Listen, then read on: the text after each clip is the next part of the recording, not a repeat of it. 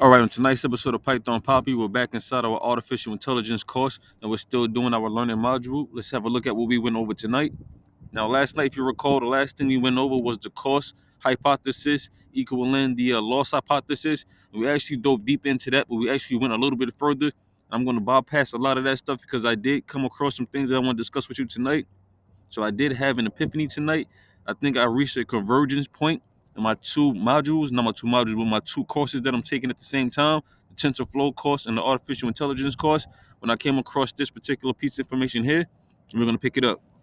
Now, another way of making sure we don't overfit is by running some experiments and to see whether or not we are able to generalize our model that we created to other data sets as well.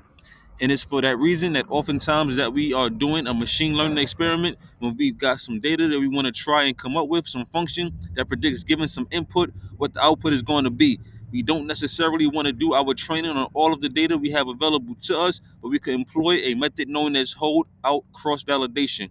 Now, as soon as I read the definition for this hold out cross validation, a light bulb went off because it automatically sent me right back to my TensorFlow course, and that's what we've been doing the whole time. So the hold out cross validation is splitting data into a training set and a test set, such that learning happens on a training set and is evaluated on a test set. Now, we've been doing this the whole time in TensorFlow, and I didn't know there was an actual name for it. The instructor, I guess, assumed that by us taking that course, we already knew what we were doing.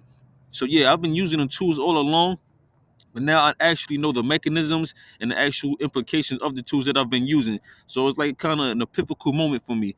I hope you do know what epiphany means, but yeah. So it was kind of like a light bulb going off for me, and it was like kind of like really, I don't know, it really gave me a boost. I'm not gonna lie to you.